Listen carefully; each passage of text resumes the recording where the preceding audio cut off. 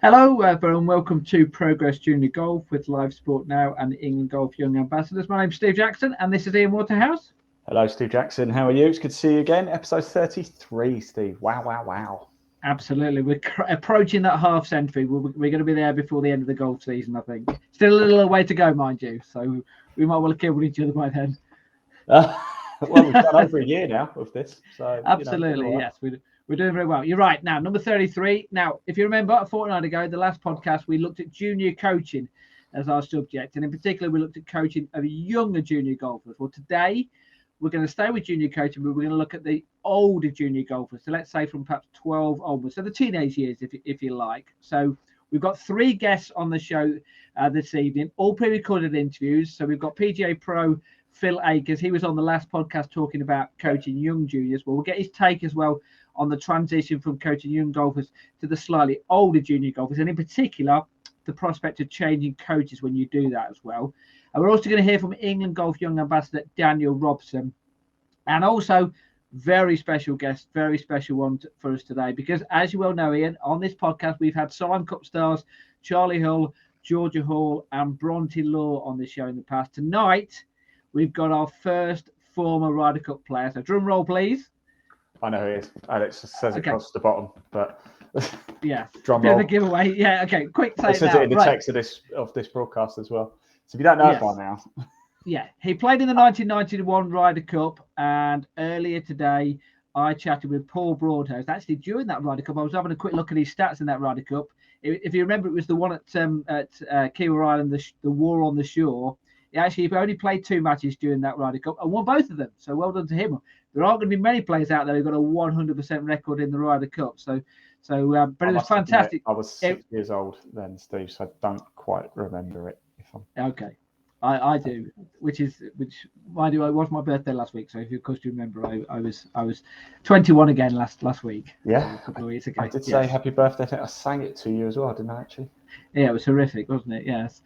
Yeah. So anyway, I chatted with Paul Broadhurst earlier today. It was fantastic talking to him. He was doing a junior open at the club where we first started playing the game. So it's fascinating talking to him at his home club, which was Atherstone Golf Club in Warwickshire. So really good to hear his views on this subject as well. So we're going to be touching about that. Got a lot to cover then. So let's get on with the junior golf news. First things first, it's the junior golf news. As we well know, Ian, start of the golf season is officially the US Masters, and it did take place last week. Of course, John Rahm won the competition. British amateur champion, who's a teenager, Aldrich Podgaita, from South Africa. Unfortunately, he missed the cut, but well done to him for playing in that event. Now, of course, before that, playing at Augusta, it was the Augusta National Women's Amateur Championship, and I'm pleased to say that friend of the podcast, Lottie Woad, made it through to that final round. So it was 2 rounds, and then you made it through to that final round. She eventually finished 13th, which is fantastic. I think she was the top British player to finish. In fact, she was the top British player because the other British players, Kaylee McGinty finished 20th, Charlotte Heath finished 25th.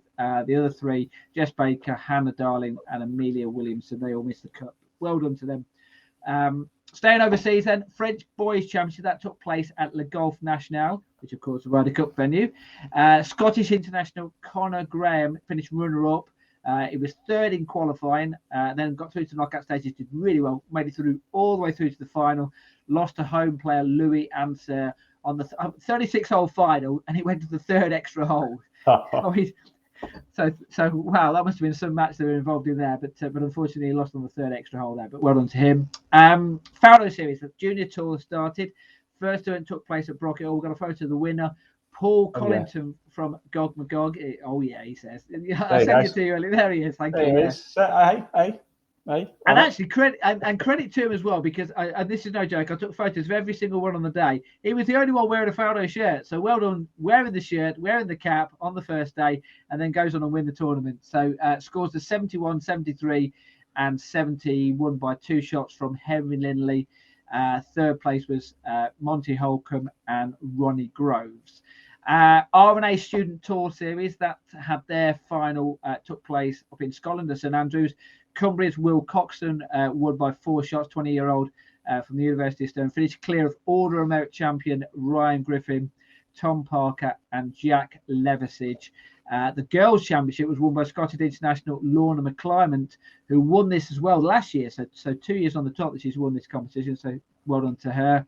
Berkhamsted Trophy that took place, and that was won by Staffordshire James Claridge, 20-year-old. Shot scores of 67, 66, 69 to finish 3 ahead of Jack Little, who started with a 64. Fantastic first round for Jack. And Jake Plum was the further shot back in 3rd position.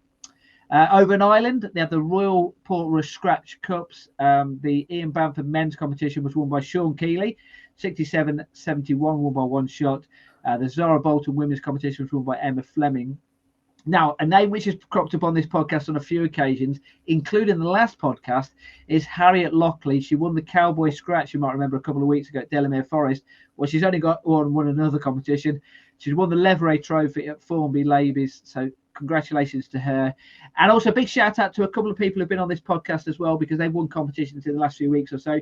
Anna Dawson, you remember, who appeared on the show where we covered the Fowler series. She won the Roehampstead Ladies 94th competition, the Gold Challenge Trophy from the Isle of Man. So well done to her. I think that's amateurs and professionals, because I know she's turned professional. So amateurs and professionals in that event. And also a big shout out as well to, if you remember all the way back, that very first podcast where we had guests on. The first 2 was me and you. The first one we had guests on, Bailey Pike. Do you remember Bailey? Yeah, no, Bailey. We did it. Well. Yep. We did it. We did the show was on college golf in the US. Well, her mum contacted me this week to say that she's won her first competition over in the States. Brilliant.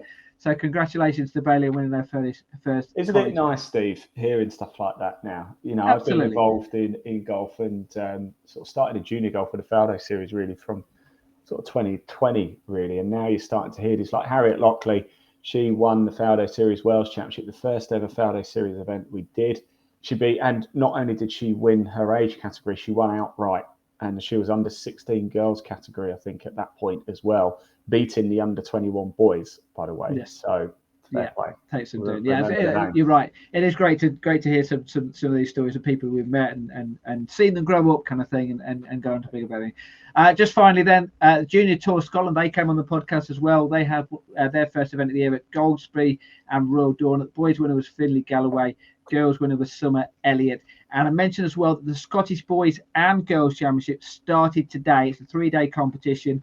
Well, obviously, I can tell you that I think I had a quick look at the scores. I think the leader of the boys' competition was a 500 par round. So obviously, really good scoring to start off with that tournament. Obviously, we'll cover the news on that in the next podcast. That wraps up the news. Apart from, you have something to tell me. Yeah, I've got a couple of bits. It's not junior golf related, but you know we do have to use this platform to plug ourselves a little bit too, don't we?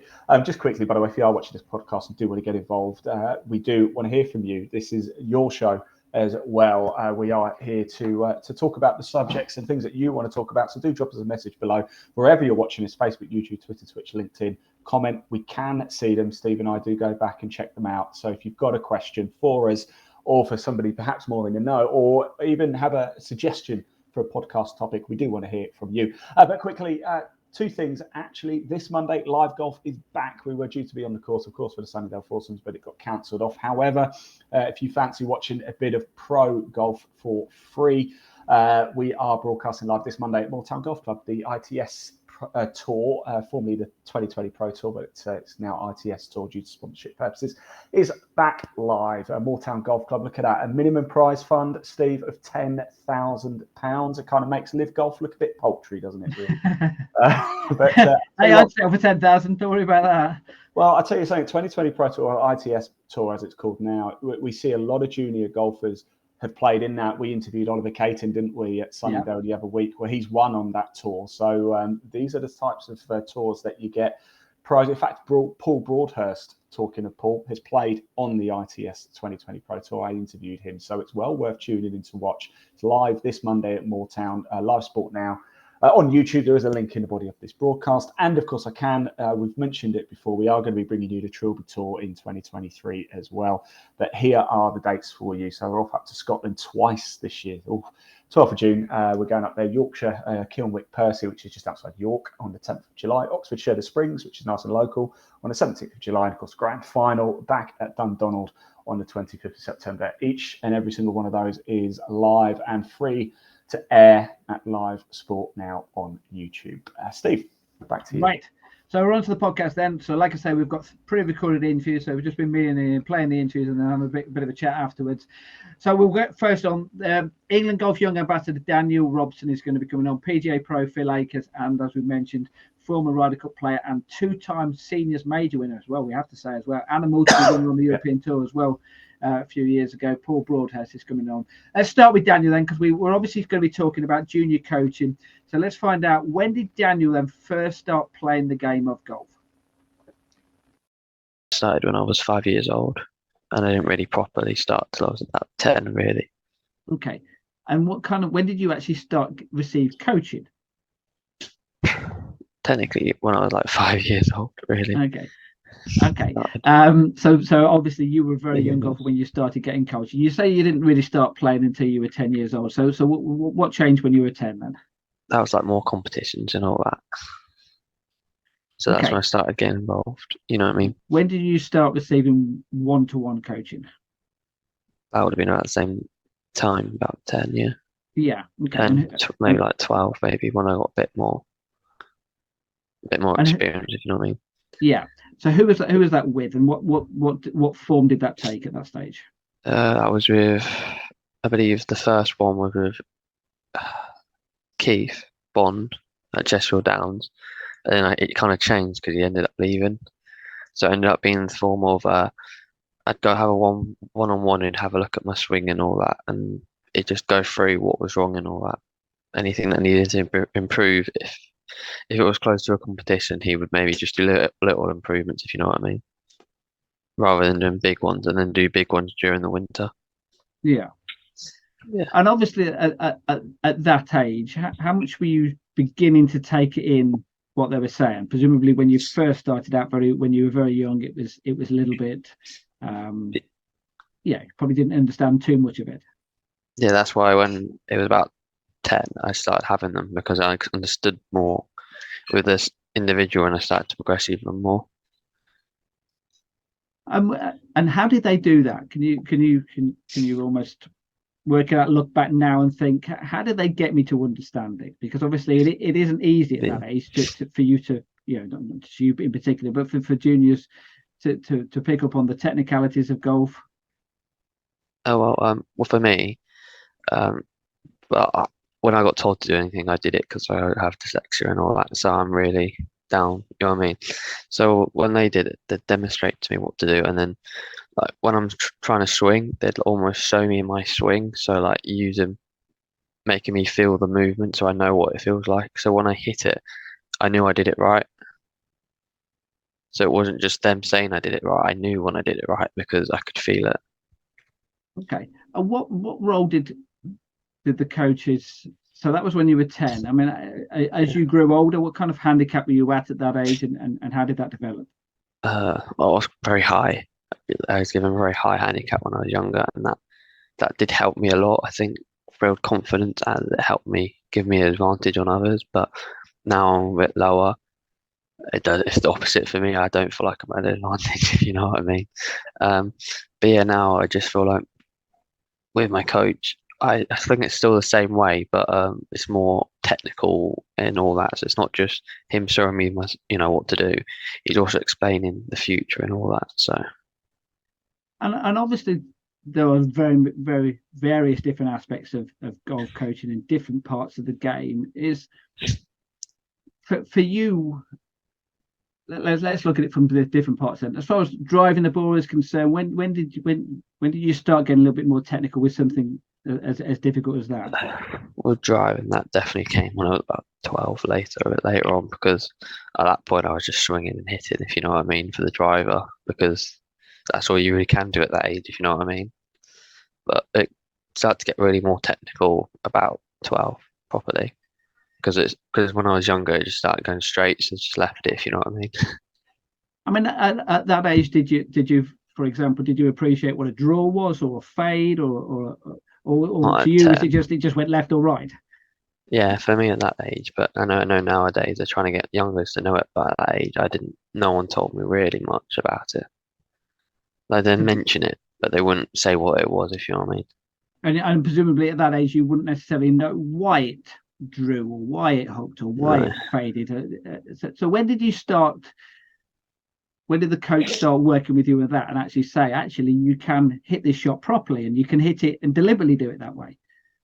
Well, I think it was about 15 because I ended up going with, and I had a new coach because my other one retired.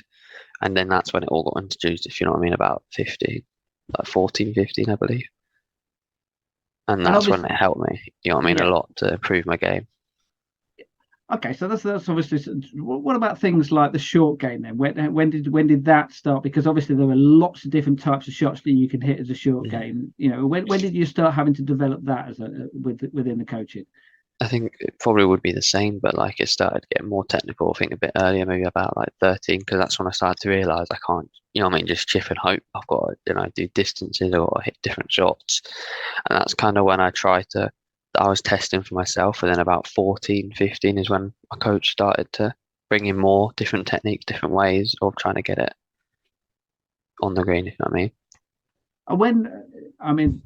We've done some interviews with coaches in the past on this podcast, and they've said that one of the things which kids love to do is they just love to hit the ball in the air. They just love, you know, and every chip around the green is almost like get the lob wedge out and just try and hit it in the air, whereby actually the technical side of it is the fact that might not be the best option for you. When did you start learning those types of things?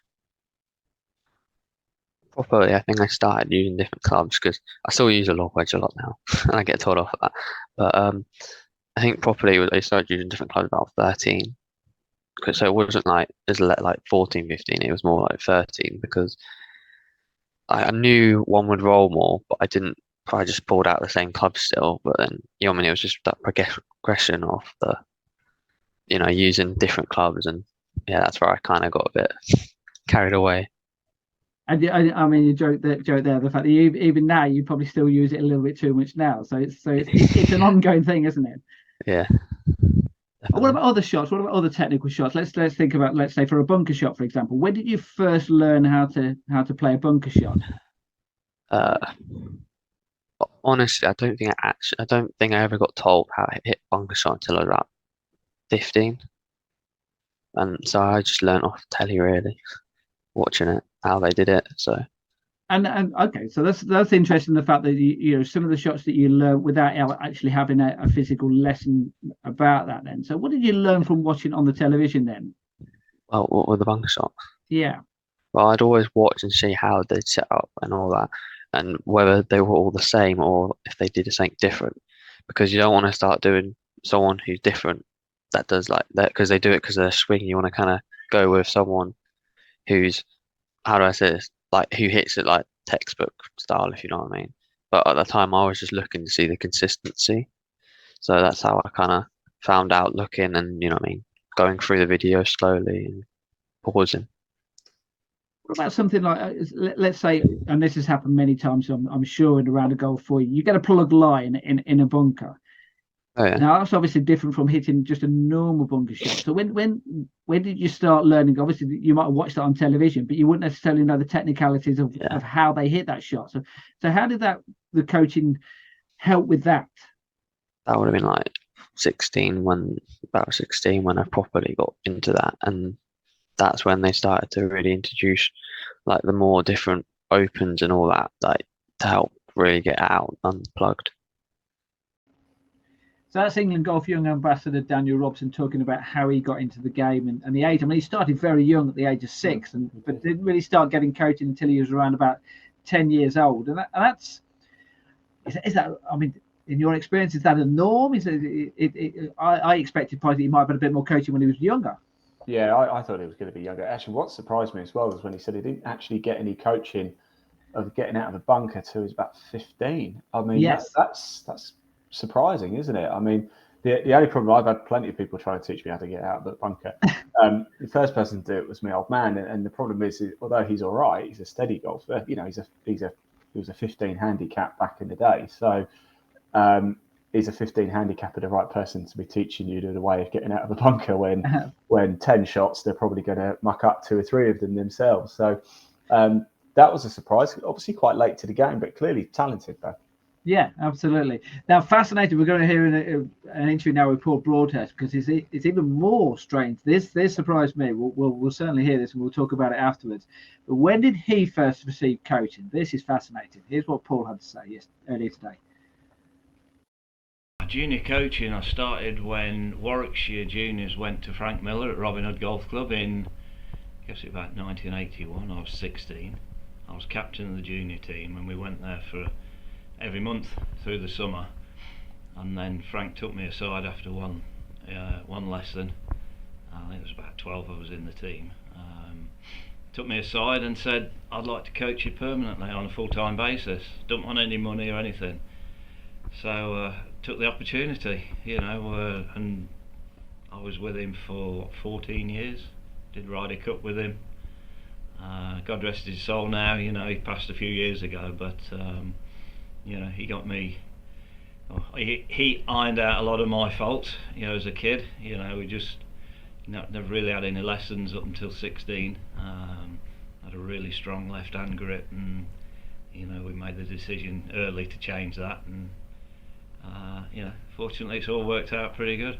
That's unusual, isn't it? The fact that you were quite late to get coaching. That's even, particularly someone who's gone on to that level as well. Yeah, I guess so. I've been at Atherstone Golf Club all my life. Obviously I don't play that often nowadays, but I just don't have time. But back then I used to live up here, and it's been a breeding ground for some good players over the years. But yeah, I guess there was no professional at the club at the time, no real practice area, so it was difficult to practice and stuff back then, and with no pro then, you just did it myself. But like I said, once I went to see Frank, he sorted my left hand grip out. It's quite funny because for 3 or 4 months I was off 2 handicap at the time, and I couldn't break 80. With a new grip everything was going way right, but we stuck with it, and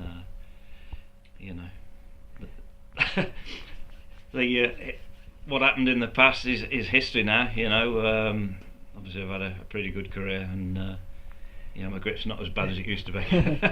So when you were 16 then, so that change whereby obviously suddenly you started having more technical coaching coming your way. How difficult was it as a 16-year-old to appreciate that and to learn that, and because it would have been new, wouldn't it? It was all new, but I was 16. I think kids adapt pretty quickly to that. You get to 26, 27, 30 years of age, and I think it's probably a little bit too late certainly to make a big change like your grip. But kids adapt well, I think. They take everything on board like a sponge. They just soak it up, and I guess I was similar. But it was. It wasn't all plain sailing. There was a lot of I wouldn't say sleepless nights, but making changes at this game's difficult, but kids seem to grasp it pretty quickly. And earlier than that, when you were perhaps 12, 13, 14, 15, obviously without the coaching, do you almost coach yourself, or how did you do that? My dad wasn't a especially good golfer. He was sort of high single figures, but he was my sort of mentor back then. I used to play, when I started out, I used to play the municipal courses around Birmingham as a 9-10-year-old, and joined Atherstone when I was about 11 and a half. My dad was my mentor back then. I used to just come up to the golf club and just play and practice, and there's a very small area out on the course where I could perhaps hit wedges and 9-irons. I used to do an awful lot of that, and then come up late at night when the members weren't around and sneak a few chip shots around the greens, strictly against what I should be doing, but back then you used to have to do that. But no, I had some great times as a kid playing up here. I remember ringing the green staff when in the middle of the winter when there's snow on the ground, can I sweep some of the temporary greens so I've got something to hit to? The greenkeeper used to say, if you're stupid enough to do it, you carry on. So, but we had some good times. I suppose you, as a junior, for someone who obviously wants well, I don't know, you tell me, when did you want to become a professional golfer? You were sort of about 14. Yeah. So I suppose you needed a club like that to be able to give you the access and be able to, motivate you. And I mean, I won the Warwickshire under 14s. I think it was the Warwickshire under 15s at North Warwickshire Golf Club. Under 14s, yeah. I won it as a 13-year-old and a 14-year-old. I won it 2 years running, and I think that was perhaps the biggest tournament I'd won at that stage.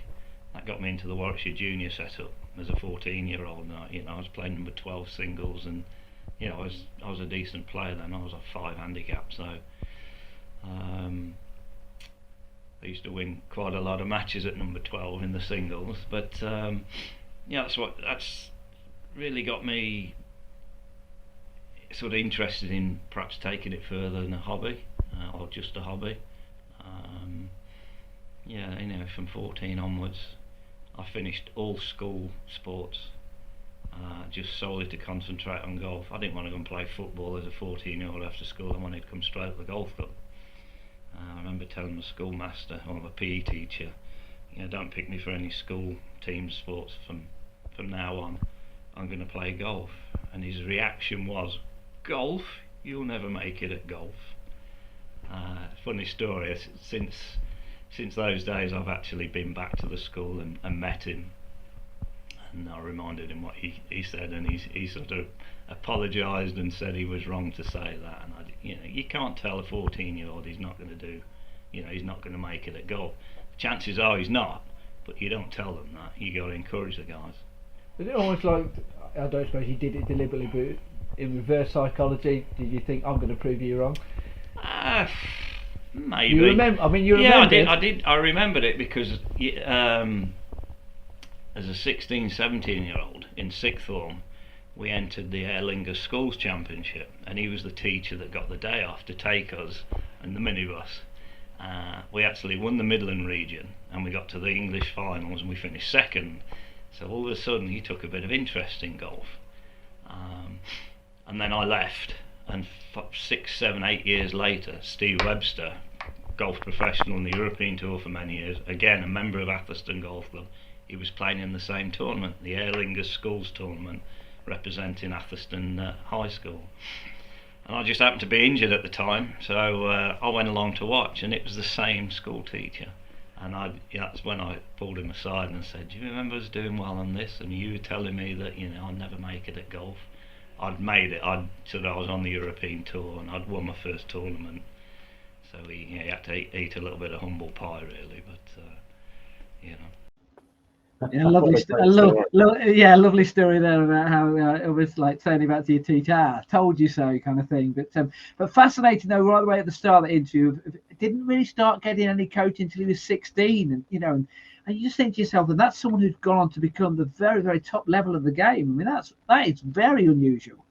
I think so. I also think though, Steve, times have changed a little bit now, though, haven't they? I mean, he was saying that was in the early 80s, wasn't it? And by the way, I've never been up to Atherstone before, but Atherstone Golf Club, fair play to them, because it sounds like even back then it was, the course is yours, basically, Paul. Go ahead and do whatever you need to do, really, to make it. So fair play. They sound like a very open club, to be fair, very supportive. So I know I've been to Atherstone, but I've never been to the golf club. So fair play there. But yeah, I think things are different nowadays, isn't it? It's almost like in football, we talk about Jamie Vardy, of course. He's won the Premier League and he came from non-league, and it doesn't happen very often. And now it's unlikely you're going to get somebody who hasn't been coached until they're 15, 16 suddenly coming through. I mean, John Rahm, when he made it, was almost 16 years old. Rory McIlroy was almost 16. They've been coached for years and years and years before then. And I just think things are a little bit different now. I think that story is going to become more and more rare, if almost non-existent now. I think if you're 15 and are a good player but aren't being coached, it's going to be difficult to make it, but not impossible. It never is.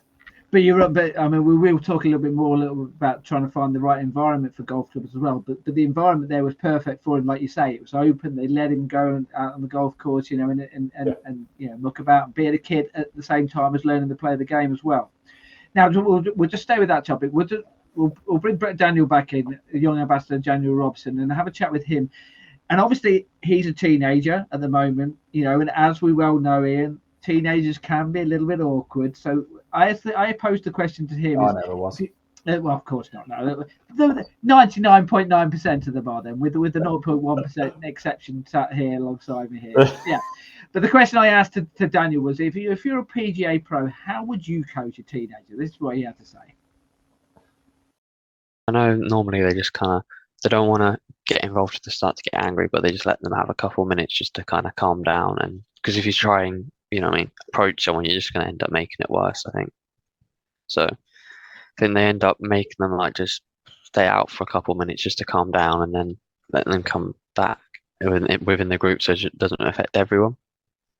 And hopefully you agree with me with a lot of the coaches have said that sometimes it's the best way of doing it is to let you make the mistakes, and you almost realize to yourself, almost you then go back to the coach and say, why did I make that mistake? Is that something which you've learned yourself, in the sense of I feel better when I have to ask the pro as opposed to the pro telling me? Yeah, because it's like one of those things where if you've already know what, how do I say, if you've been taught something, it's one of those things where if you keep making the mistake, then you'll realize that you're doing the mistake and what you need to improve on. But I think it's one of those things, if you have never done it before and you don't know what you've done, that's when a coach should jump in, if you know what I mean. And techniques, let's pick up another part of the game then, putting, because putting, when it comes down to it, is the shot you're going to hit more often than any other shot on a golf course. So it's perhaps the most important as well. Is how did that coaching develop over the years, in the sense of when you were young? Was it just a case of just went up there and hit it, and then suddenly green reading and things like that? How did that develop over the years? Well, I kind of started off with just, putting it, obviously, just trying to hit it.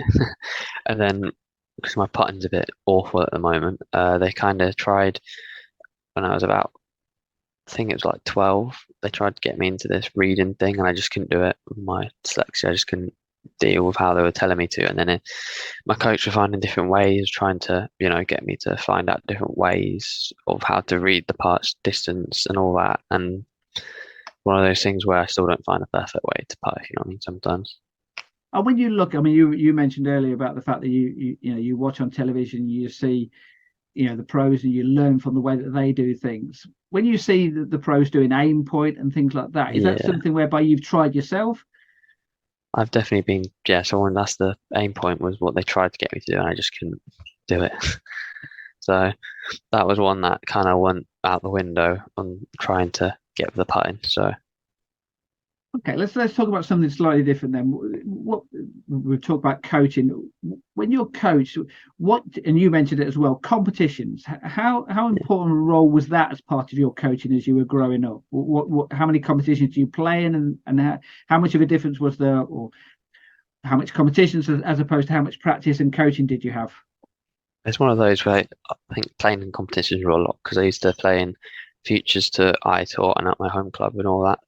So there were definitely a lot of them, and just trying to do them was great. You know what I mean? It's a good experience for everyone to do, and you know what I mean? It helps you to improve your game more, because doing it on a driving range is one thing, but doing it on a course is another.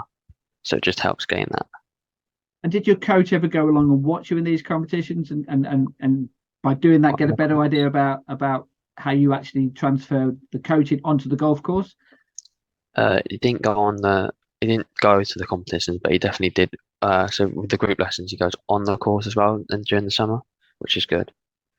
So obviously so as part of the coaching, he had the opportunity to see you in actually hitting shots under pressure. And how did he or she, whatever coaches you have, work with you, and how did you learn from the interaction of that part of the coaching process? I think it's just one of those where then they know what you're doing, and it's one of those things where you do it or not, I think, because it's all right doing it in the driving range, but you just need to be able to do it on the course, you know what I mean? And the coach will be able to explain why you're doing it wrong on the course rather than why you're doing it wrong in the driving range. And it's just a different feeling, because if you can hit it well on the course, and you can't hit it well in the driving range, then it's just better in a way, if you know what I mean? Because hitting it on the course is just better, because you know what I mean, you play in competitions there, it just helps you improve your game a lot more rather than being good in the driving range. And what handicap are you now? 2. 2. Okay, so you've obviously got to a very good standard then. So as your handicap was coming down, how did the coaching change? Let's say for when you first became a single figure handicapper, how did that coaching change? Was it gradual, or did it feel as if suddenly it had to step up because you were getting a better player? It was coming down gradual. I think it was gradual because my handicap came down gradually. It was one of those, I think it became more technical than the sayings and all that. So with like biomechanics and talking about all that stuff to try and, because I'm trying to do PGA, it helped with that as well. So I managed to, he taught me on why I'm doing it and how you can improve things and what the first things would be when you're hitting your shot. So for example, if I was hitting it left, always look at the swing and all that. Don't look at, so when someone's hitting the ball, you always look at the direction it is, and it will help you to figure out what's wrong before you look at the swing and stuff like that. What about equipment as well? Because obviously, as you were getting better, presumably you were thinking, I need to have better equipment, and how much role did your coach play in making sure that you did have better equipment or more appropriate equipment, shall we say? Well, I think it was one of those things where once I got singled, we knew when I needed new equipment. But I think back in the day, my coach was one of the main people who could see whether I couldn't get enough of it as well, and did cost a fortune. And what about the actual golf club you were at as well? Was there a feeling of to become a better player, you almost had to move on to well, I don't want to use the phrase better golf club, but you know what I'm saying? Perhaps a more difficult. That's it, a bigger golf club. Was there pressure in that sense of the fact that you felt you might have to move on to somewhere else? I don't know, because for me, I think I did end up moving. I think I have like 2 other courses now. One that I've left, one was Woburn, to help with the just challenging courses and all that. And I got given free membership at Brockett, so I use that as well now. So I was there last week actually, covering the Faro Series event, so I know exactly which. So obviously 2 golf courses there as well, 3 golf courses at Woburn. So how much development did you learn from that, playing different golf courses and different, not just different golf courses, but difficult golf courses as well? How much did you learn from that as you were growing up? Yeah, I learned a lot, especially through Woburn, because as I don't know if you know, it's got a lot of trees, especially with the Duchess, and I think that was one of my favourite courses, just because it was just so tight.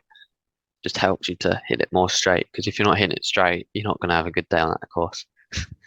Now, obviously, you got to single figure handicapper, 2 handicapper. You say you're doing your PGA coaching as well. PGA at the moment, is that correct?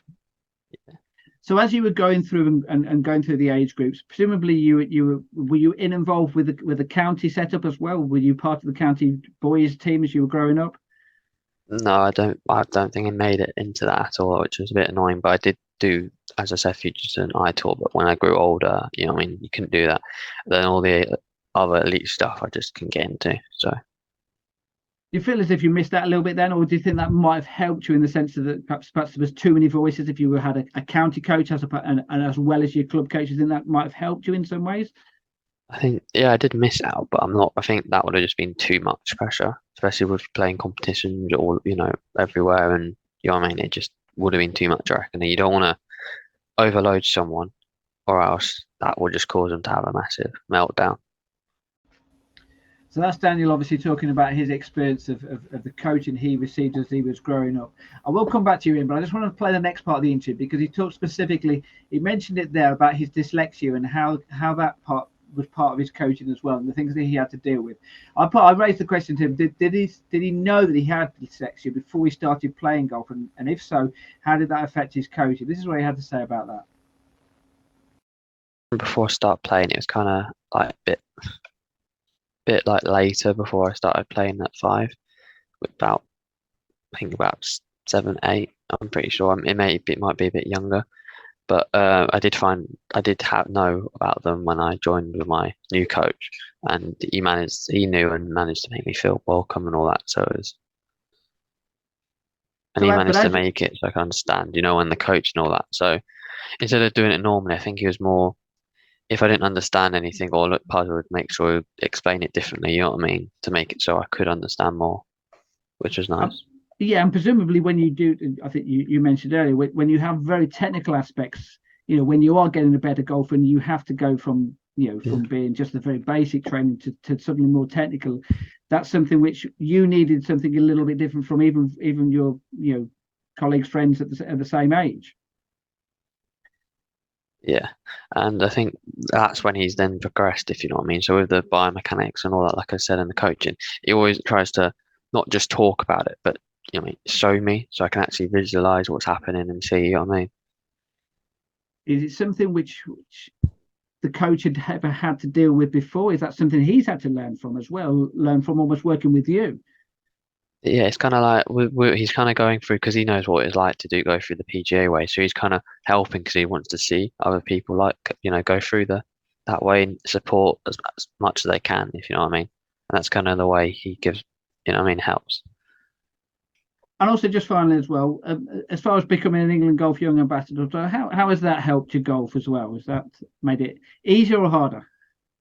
I don't think it's really changed it much, honestly. I think that it's helped a lot with the social media group and all that, being able to make posts and that, but it hasn't affected my golf, no. So that's Daniel, who's mentioned there about becoming a young ambassador as well. But fascinated as well, the things that he's had to go through of choosing the coach and trying to find the right coach, and obviously with his dyslexia as well, issues which are so important as well to juniors, to make sure that they get the right coach, because it can make so much of a difference whether they progress or even whether they stay in the game. Yeah, it's like a good teacher at school, isn't it? You always remember a good teacher, don't you? Be it golf, be it maths or geography or whatever it was. And it's a skill of a teacher as well, isn't it, to identify a way that somebody learns particularly well. Some people are visual learners, some people can like to read it, some people need it demonstrated. There's many different ways of doing it, and sometimes it's a bit of trial and error to figure it out, isn't it? But it seems like Daniel's had some good tuition along the way. I mean, we've been fortunate on the podcast the last few weeks or so. We had Aaron Lansbury on, we've had Aaron Cox on previously, we had Phil obviously on a couple of weeks ago. Coaches whereby you can see the passion for the game, and you can see how children, juniors, boys, girls can relate to that. And that's important, isn't it, when you're looking for a coach, to try and find that person who just makes you fall in love with the game. Yeah, golf's supposed to be fun, isn't it? Sport is supposed to be fun. It's also learning as well. But if you can make learning fun, then it's even better. We always talk about, at junior level, with this podcast about older juniors, but at the real younger level, I've got a 7-year-old. So when we go up the driving range, he just wants to see the ball in the air. It doesn't matter if it only goes 5 yards. He just wants to see it in the air. That's it. And he's happy. Then, of course, when you want to develop that, then there's different things around that. And that's when certain coaching comes in. But, a good coach is worth their weight in gold, just like so is a good teacher as well. And you can see when somebody has had that support, because not only do they enjoy the game, they're good at it as well. And they talk about their coach a lot as well. I mean, Paul, clearly from his interview earlier, which is fascinating, by the way, his old mentor, his old coach, bless him, was with him for 14 years, right from, being 16 to being a Ryder Cup player. I mean, fantastic. Yeah, being from an old, he saw something, didn't he? He saw something in Paul and he got it right, and stuck with him, and they stuck together for a long time. So when you can find that right person who gets you and you get them, anything can happen. Now, the reason why we started talking about this is because there is going to be let's take a slight twist with the podcast here. Obviously, when you're looking for a coach as well, and we did look at the younger juniors a couple of weeks ago and the older juniors now. This looking for a coach might involve a change of coach. Now, we spoke to Phil Akers last week about how he develops young golfers as well. Now, I raised the point with him, what happens when he loses golfers who he might well have coached from a very young age, and then they decide they're going to move on to another coach. This is what he had to say about it. It's fascinating, the fact that how a coach feels about when that can happen. This is what Phil had to say. Massively disappointing from a coach's point of view to almost have to admit that other coaches have a better skill set within different areas of coaching, but it is just the way of things. You can't be the best at everything in it. Like, you might be the best developmental junior coach that there is, but that might not work for, say, Bryson DeChambeau. He might want that little bit extra sort of direction, a little bit more in-depth knowledge into biomechanics or stat tracking and stuff that maybe you just haven't spent all of your sort of education and work life sort of like evolving around, you know. So it's something that you've got to be unselfish with. And, you know, when as juniors and as professionals and that do sort of like develop along, actually, like, you're not always going to be the best coach for that player. And that is just the way of it, unfortunately. Like, you always want to be. It's a hard thing from an ego point of view to step aside and say, you know what, like, I've taken you as far as you possibly can do. And I'm always trying to evolve and learn and adapt, so I don't have to do that. But equally, like, there'll be specialists in putting, there'll be specialists in short game, there'll be specialists in biomechanics and fitness and health, like all of these things. And I think it's the case of a PGA professional is often has to be almost a bit of a jack of all trades. They need to be able to signpost in them areas. And you know, well, I've had it a lot with sort of like juniors that I've developed through to say like England players and stuff like that. And then like big county players, then into England regionals, England national, where they'll end up getting this new team around them. And maybe they sort of move away. They might get scholarships over in the States, or they might get scholarships elsewhere, where you just don't get much time with that player anymore. And they get more opportunity to be coached off of a coach that's at their college or that's over in the States. And you know what? That's where sometimes you could almost have to sort of like stand aside, help, assist, let that player know like you're always there for them. Let them know that they can always confide in you. If they almost want you to fact check and stuff like that. But equally, like, players need help and guidance and support and that. And you know, if that's from a different country and you don't see that player for 7 or 8 months, it's tricky, you know, because you're not seeing ball flights, you're not getting a lot of personal time with that player. And sometimes you do just need to step aside a little bit and try and signpost them towards coaches that you can recommend, you know. You've been there from the start, so you would hope that there's that loyalty in the sense if anything does go wrong, at least they can come back to where it was all, you know, even if it's a case of just, you know, they lose a bit of the enjoyment of the game. Just let's go back to the person who gave me fun golf right away from a very young age. Yeah, absolutely. I think that's all you can do as a coach. It's easy to become. I'll tell you what, it's a very hard thing when a player leaves, because it can be almost an embarrassing thing for the player to have to say to the coach, "Look, I'm going to see someone else," and it can be a bit of a spiteful thing from a coach's point of view as well, where you're like, "Well, why aren't you going to see me anymore? I've invested all of this time and effort and that into you, like often going to see players at events that you're not paid for, taking days off and that, where it's like, oh, well, you got 16 years old and you're just dropping me." But unfortunately, like, that is the harsh reality of it. And I think after a while, you start to understand it, and you can only sort of, like, as you say, put your arm around them, say, look, I'm mega proud of all of the hard work and the achievements that we've sort of done, but I'm always going to be here for you as a sounding board if you want me to. But you've also got to be very selfish. If you want to become the very best player that you possibly can be, you've got to do the right thing for yourself, whether that's stay with your coach that you sort of have got on with and you've got this trust and player-coach cohesion, or even if it's the case that you've got to move away somewhere and, you know, like you found someone else that's maybe going to help you more. Like, you've got to be selfish ultimately as a player to reach that. But it's a minefield, unfortunately. It's quite easy to take the wrong turn with that as well. I think it's quite a famous example of Tommy Fleetwood doing that a few years ago, where he went away from his boyhood coach, dropped way down the world rankings thing, went back to his boyhood coach and sort of like climbed back up. But I think he's just left him again now. And, you know, it's like sometimes it can work fantastically, sometimes it might not. And unfortunately, that's the same with any player and player-coach relationship. That's fascinating, Phil, talking about it, and very philosophical about how, you know, it's difficult. He knows it's difficult when he loses a player, but it's just inevitable sometimes. The fact that you raise a player, same, you know, you brought up the subject of teachers. You know, at the end of the day, you have primary school teachers, you have secondary school teachers, you have university teachers. You know, they're the ones who get you through to the next stage, aren't they? Yeah, definitely. Yeah. But I think you'd like to think, I mean, he says it there where, you know, coaches could get spiteful.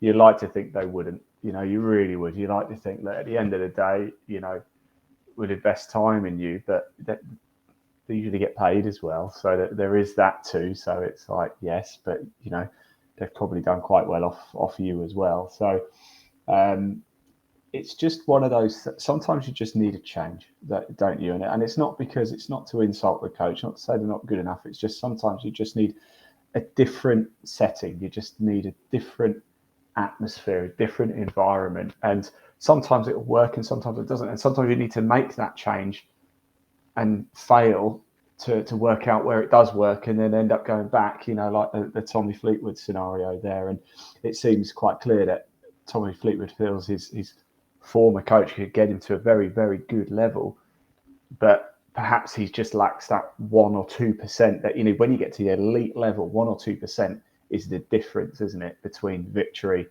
and fourth. And it seems like this guy could get into fourth, but he just needs to find that extra 1% from someone who can give him that. Same with, Bryson DeChambeau completely transformed his game, didn't he? Yeah, pretty certain. His body, his body, exactly, yeah. Completely transformed it, and so there you go. Don't take it personal. I think. Absolutely, yeah.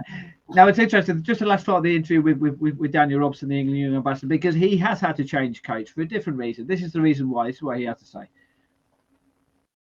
One of those where I had to move, and I think the fact that I had like 3 choices to move. And I picked the right one because I think that one just stood out to me. You know what I mean? The way they just coached, that they were good, because I just went into a lesson and it was like, wow, my swing just changed. So okay. So just go into a few more details of why you felt so comfortable in that environment. What did they do to make you feel, that it was the right environment for you? Well, they knew what, they're moving, they knew they were new, so they were happy, they're smiling, they introduced themselves, you know what I mean? And they just were happy for me to be there. They weren't like, just wanting to get you done and dusted. They spent extra time with you if you needed it. So rather than doing like the full hour, for example, they'd probably go over a bit. And that's what just you made them like about them, because they want to help you improve. They're not just doing it for themselves. They're doing it to help others as well. And obviously, in your instance, you mentioned the fact that it was a change which you had to make, not necessarily through choice. But do you think that actually was a benefit for you? Do you think that actually did help you in the long run? Oh yeah, definitely. I think with my old coach as well, you could tell it got to the point where you became more of a fixer upper.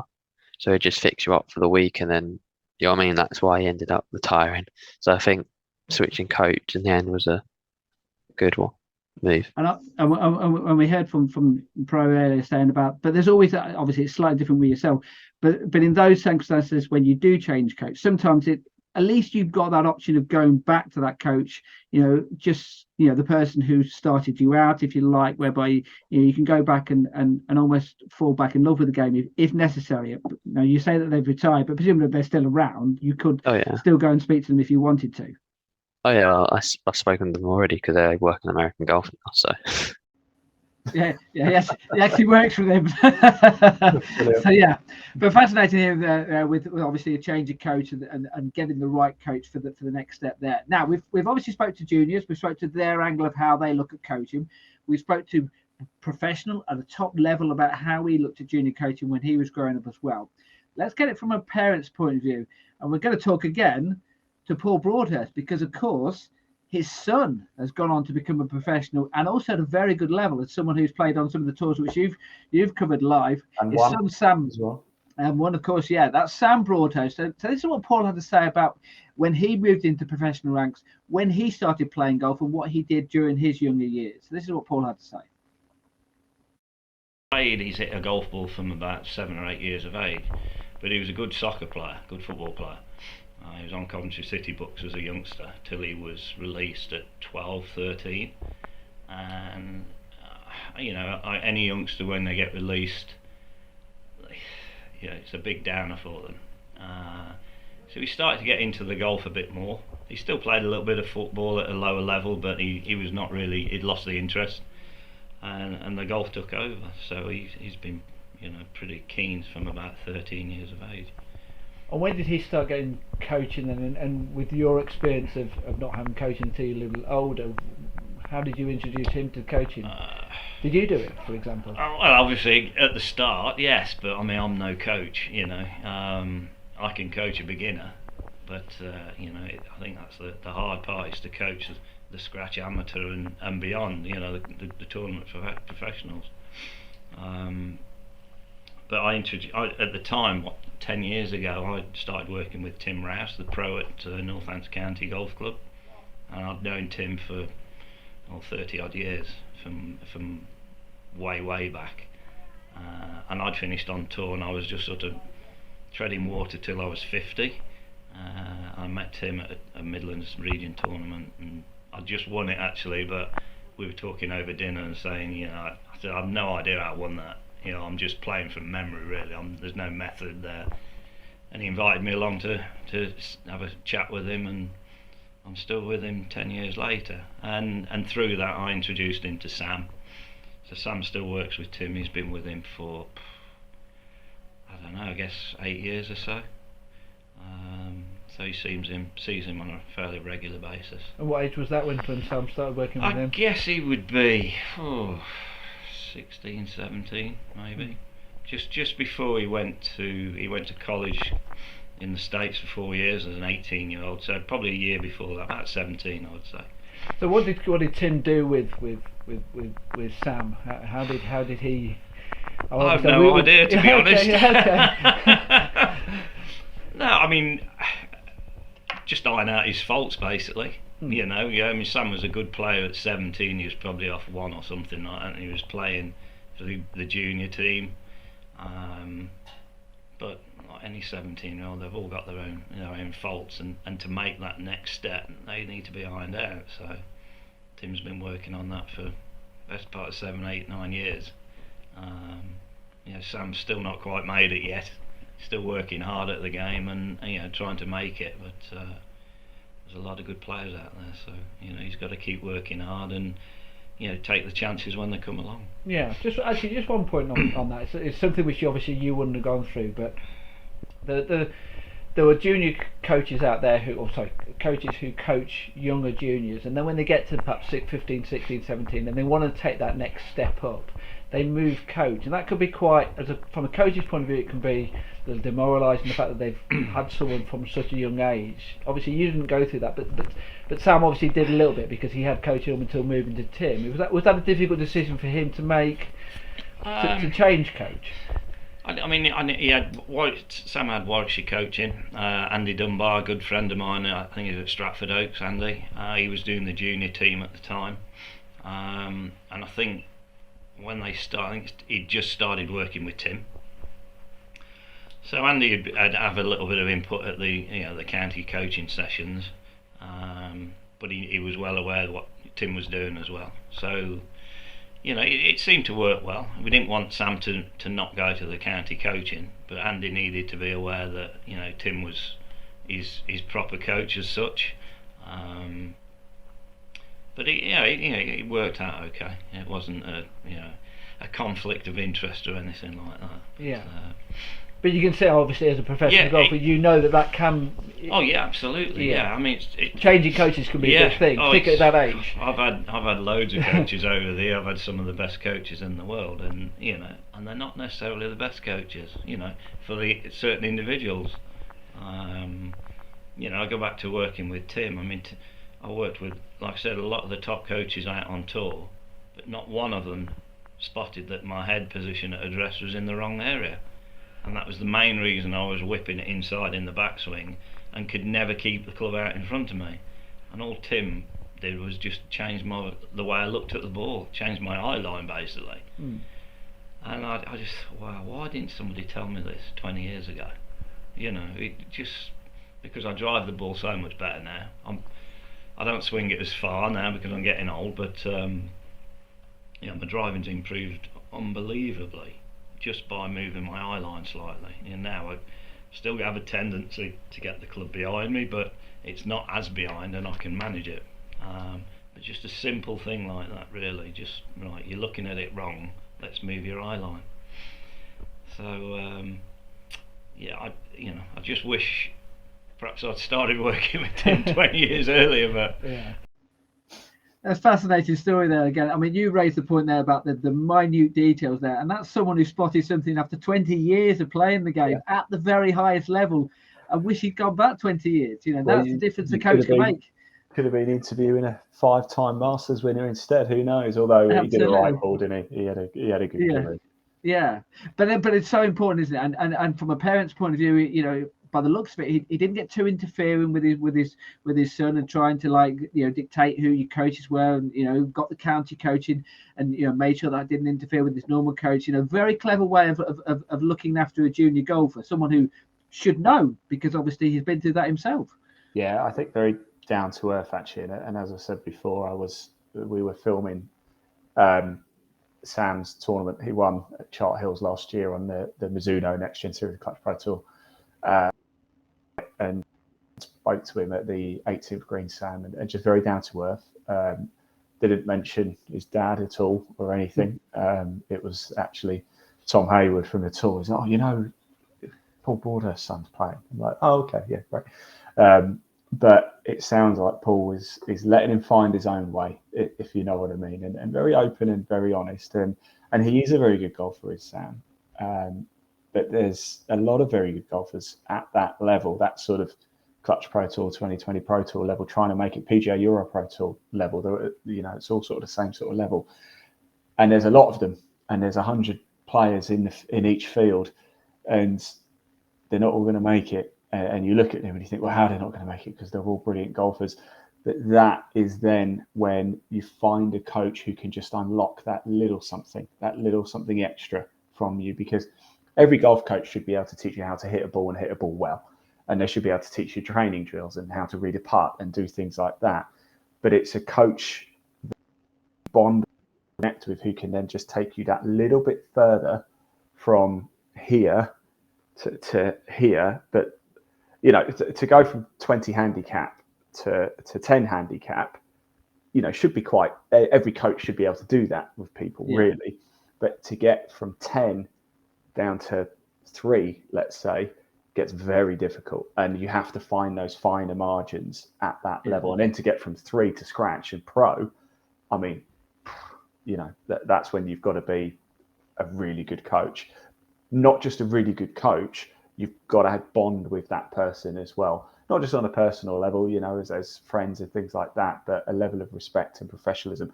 You need to be able to identify how that player operates on the course, off the course as well. And that's where the greats come in to it. Let's hear finally then. This is the last bit. Let's hear Paul Broadhurst. What would his advice be to a junior golfer or a parent of a junior golfer if they're looking for a coach? This is what he had to say. I guess somebody that's coached, you know, to a certain level in the past. You know, maybe he's coached county players and stuff like that. But it's difficult to say who the best coaches are. You know, you've got to find one that you trust. You know, certainly 15, 16 is not too late to start having coaching. You know, I would say as a beginner, go and see your PGA pro and get all the basics right to start with. You know, don't go up the range with your dad and let your dad sort your golf swing out first time out, because that's when bad habits come in. You know, you see a lot of youngsters up the driving range with funny grips and just stand there wrong, and over the years that's not going to improve. So, you know, I'd certainly say go and see a PGA pro and get the basics right for any youngster, and then take it from there, really. He's so right. He's so right when he says that, because that's what happened to me, basically. Like I said at the start of this podcast, basically my old man took me up and taught me how to set up and things. But you know, he was good. And your old man's not Paul Broadhurst, is he? But at least you'd hope that you get some half decent advice from Paul Broadhurst. No, but even just when you're starting, just go see your PGA pro, because they're good. You know, they are good. I mean, I've had lessons and stuff from PGA pros, and they'll get you to a decent level, you know. And for me, you know, I'm 37, you know, I knew I was never going to make it ever, and I'm sort of okay with that. But having a refresher lesson from a PGA pro at a club is good enough for me, because I'm quite happy, you know, if I can get, you know, if I can go around in a solid score, I'm quite happy. Do you know what I mean? So I'm not looking to rip up trees, but get the basics right, as he says. Go see a PGA pro, and then if it turns out you've got a bit of a talent for this, then you do need to perhaps start looking at more of a specialist coach. Yeah, I mean, we've obviously done a two-parter on junior golf coaching, and we've kind of split it up between under 12 and 12 and up. But actually, it just comes down to, you could be 12 years old when you very start, but obviously it's more down to beginner coaching, getting those basics, and then when you, like you say there, if you want to go on to become a better player, then have a look at possibly specialising coaching. And that's not to just say that your original coach can't do that. It just means that you might have to do a bit more one-on-one coaching. You might need to just look at different areas and learn from it. That's the whole point of the podcast over the last couple of podcasts, is to try and get different angles and different viewpoints. Obviously, we had a completely different viewpoint from Daniel, obviously, as a young ambassador, junior point of view of the things that he's had to deal with, as someone who was, for many years was quite a high handicapper, eventually got himself down to a 2 handicap, and obviously had his dyslexia as well, which obviously, he had to deal with, and obviously his coach had to deal with as well. So very different aspects of looking at the coaching, and I hope you've enjoyed that. We tried to cover lots of different aspects of the junior coaching. Just to mention as well, the next podcast, which will be coming up in 2 weeks' time, we're going to be doing ones on rules of golf, because that's one whereby exactly, we're going to try and make it fun. We're not going to be too serious about it. It's going to be a 16-hour-long podcast as well. Absolutely, yes, that's it. Yeah, we'll get the book. We're going to read it out page by page. Is it a golf? Oh, sorry, that was me. I knocked the video. Paul Broadhurst, Paul Broadhurst saying no. That's it. Yes, no rules. No, like you say. I mean, there was some rules infringements or whatever in the US Masters, or possible rules infringements. But anyway, there you go. So yes, so we're going to be covering that in the next podcast. We're going to be covering lots of different subjects over the coming weeks. Ian mentioned right the way from the start, if you've got any recommendations for what kind of podcasts which we'd like to cover, subjects which you think we should be covering junior golf, then by all means get in touch, because we'd love to touch upon certain things. I mean, we've already probably got a list of about 10, 12, which we're going to be doing over the next few weeks or so. But I think the list is endless. But that was all about junior coaching today. So thanks very much for joining us. Thanks very much, Ian. Thanks very much for Paul Broadhurst. Thanks very much for Phil Akers. And thanks very much for England Young Ambassador Daniel Robson. And we shall see you in a couple of weeks' time. Good evening. Okay, everybody. Bye-bye.